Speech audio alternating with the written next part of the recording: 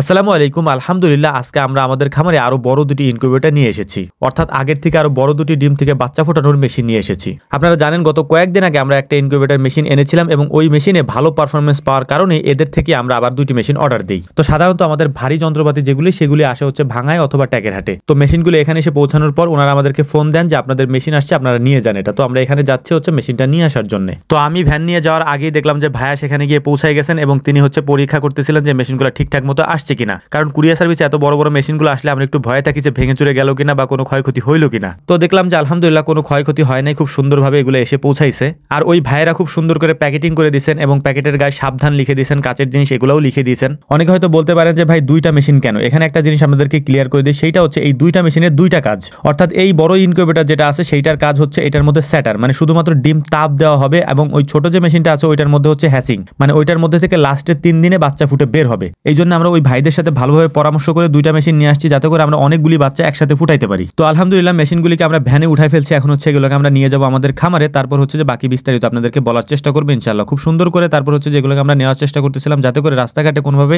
ঝাঁকিটাকি লেগে যেন কোনো ক্ষয়ক্ষতি না হয় সেটার দিকে খেয়াল রাখার জন্যই মূলত আমরা সুন্দর করে প্যাকেটিং করে বেঁধে তারপরে নিয়ে যাচ্ছিলাম। কারণ এটা আসছেই অনেক দূর থেকে, সেই সুদূর দিনাজপুর সদর থেকে এই ইনকিউবেটরগুলো আমাদের এখানে এসে পৌঁছেছে। তো আলহামদুলিল্লাহ সব কাজ কমপ্লিট করার পর এখন আমাদের গন্তব্য হচ্ছে আমাদের খামারের দিকে। খুব সুন্দর করে মেইন রাস্তা দিয়ে আমরা যাওয়ার চেষ্টা করতেছিলাম যাতে করে কোনোভাবে ধাক্কা টাকা বা ঝাঁকিটাকি না লাগে। ছোট রাস্তা দিয়ে গেলে হয়তো সেটা লাগার সম্ভাবনা আছে। তো একটা বিষয় এখানে বলে রাখি, সেটা হচ্ছে আগেরবার যে ইনকিউবেটরটি আমরা ওনাদের থেকে নিয়েছিলাম তাতে হচ্ছে যে অল্প ডিম দেওয়া যেত, মানে 1800 ডিম দেওয়া যেত। এই জন্য ওনাদের থেকে আমরা পরামর্শ করে বড় একটা মেশিন নেওয়ার চেষ্টা করতেছিলাম, এই জন্য দুইটা মেশিন আমরা একসাথে নিয়েছি। তো রাস্তা দিয়ে যাওয়ার সময় দেখলাম যে রাস্তার গাছ কাটতেছে, এই জন্য আমাদের রাস্তায় কতক্ষণ অপেক্ষা করতে হলো এটার জন্য। তো আলহামদুলিল্লাহ আমরা আমাদের খামারে চলে এসেছি, এখন আপনাদেরকে আমরা বিস্তারিত বলার চেষ্টা করবো ইনশাআল্লাহ। তো আমাদের এই যে বড় ইনকিউবেটর যেটা, এটার মধ্যে প্রায় একসাথে 3500 ডিম দেওয়া যাবে এবং এটার প্রাইস পড়েছিল আমাদের হচ্ছে 25,000 টাকার মতো, এবং এটার সাথে যে হ্যাচিং মেশিনটা আছে এটার দাম পড়ছিল 15,000 টাকার মতো। আপনাদের প্রয়োজন মতো হয়তো আপনারা এর থেকে বড়ও নিতে পারেন অথবা এর থেকে ছোটও নিতে পারেন, মানে আমরা যেগুলো আনছি তার থেকেও ছোট বা অনেক ছোট পর্যন্ত আপনি পাবেন আর কি। তো ওনাদের একটা ইউটিউব চ্যানেল আছে এআর ইনকিউবেটর, ওইখানে গিয়ে আপনারা সব ইনকিউবেটরগুলো দেখতে পারবেন, ছোট বড় সব ধরনের ইনকিউবেটর সেখানে দেওয়া আছে।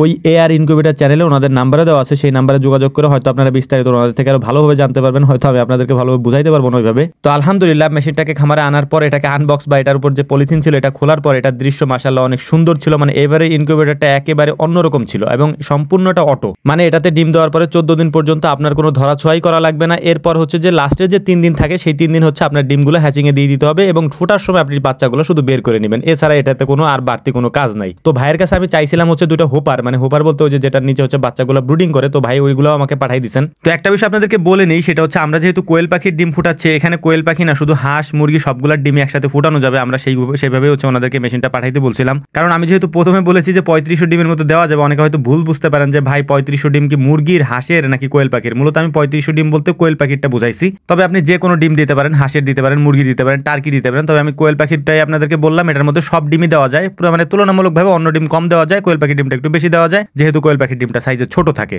আগের মেশিনটা এনে চালিয়ে তারপর ওটার অভিজ্ঞতা আপনাদের সাথে আমি শেয়ার করেছি এবং বলেছি যে আসলে আমাদের এখানে বাচ্চা কেমন ফুটে, এটা আপনারা দেখেছেন, আমি ভিডিওতে দেখাইছি ও যে বাচ্চা কিরকম ফুটছে। মূলত প্রথমবার ওই মেশিনে আমরা ডিম দিয়েছিলাম হচ্ছে 594 পিস, আমাদের বাচ্চা ফুটে বের হয়েছিল প্রায় 550 মতো। যদিও ইনশাআল্লাহ সব বাচ্চাগুলোই ফুটতো আমার কাছে যতটুকু মনে হয়েছে, কারণ আমার ভাইয়া হচ্ছে ওই মেশিনটাকে 17 দিন যেদিন হয় সেদিন বিকালে ওটা বন্ধ করে দেয়, বলতেছে যে কারেন্ট বিল উঠবে, হয়তো এগুলো ফুটবে না। তো পরবর্তীতে দেখলাম যে বাচ্চাগুলো ভিতরে মারা গেছে, এটা আসলে আমাদের জন্য অনেক দুঃখের একটা ব্যাপার ছিল, কারণ বাচ্চাগুলোকে যদি আরেকদিন রাখা যেত তাহলে সব বাচ্চাগুলো আলহামদুলিল্লাহ ফুটতো আর কি। তো যাই হোক আমাদের জন্য দোয়া করবেন। আমি আবারও বলে নিচ্ছি এই ইনকিউবেটর সম্পর্কে আমাদের সাথে যোগাযোগ করে কোনো লাভ নাই ভাই, যেহেতু এগুলো আমরা বানাই না। তো এটা হচ্ছে ওনাদের একটা ইউটিউব চ্যানেল আছে এআর ইনকিউবেটর, ওইটার মধ্যে ওনাদের নাম্বার দেওয়া আছে, ওনাদের সাথে যোগাযোগ করলে ইনশাআল্লাহ এই বিষয়ে বিস্তারিত আপনারা আরো ভালো করে জানতে পারবেন। তো আমাদের জন্য দোয়া করবেন। আসসালামু আলাইকুম রহমতুল্লাহ।